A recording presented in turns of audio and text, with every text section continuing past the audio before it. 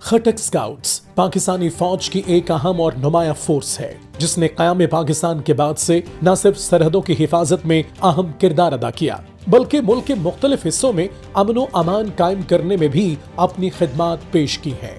یہ فورس ابتدائی طور پر 1907 میں انگریزوں کے دور حکومت میں قائم کی گئی تھی تاکہ برطانوی حکام اپنے سرحدی علاقوں کی حفاظت کر سکیں۔ قیام پاکستان کے بعد اس فورس نے پاکستان کے شمال مغربی سرحدی علاقوں میں اپنی خدمات فراہم کرنا شروع کر دی۔ یہ فورس نہ صرف قبائلی علاقوں میں کام کرتی ہے بلکہ خیبر پختونخوا کے دیگر حساس علاقوں میں بھی اس کی موجودگی اہم ہوتی ہے۔ خٹک اسکاؤٹس اپنے جوانوں کی بہادری اور قربانیوں کے لیے جانی جاتی ہے۔ شدت پسندی کے خلاف جنگ میں اس ونگ نے کئی اہم آپریشنز میں حصہ لیا جس میں آپریشن راہ نجات، خیبر 1، 2، ضرب عزب اور رد الفساد جیسے آپریشن شامل ہیں۔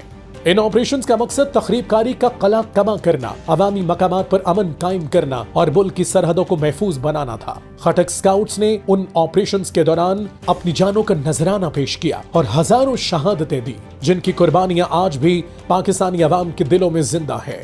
خٹک اسکاؤٹس کی خدمات صرف جنگی محاذ تک محدود نہیں بلکہ یہ فورس قدرتی آفات کے دوران بھی عوام کی خدمت کرتی ہے۔ زلزلہ اور سیلاب جیسی قدرتی آفات کے دوران خٹک اسکاؤٹس نے ہمیشہ امدادی کارروائیوں میں حصہ لیا۔ خٹک اسکاؤٹس کا تنظیمی ڈھانچہ پاکستان آرمی کے ایک حصے کے طور پر کام کرتا ہے۔ اس کی کمانڈ ایک فوجی افسر کے ہاتھ میں ہوتی ہے جو اس فورس کی حکمت عملی، آپریشنز اور دیگر امور کو ترتیب دیتا ہے۔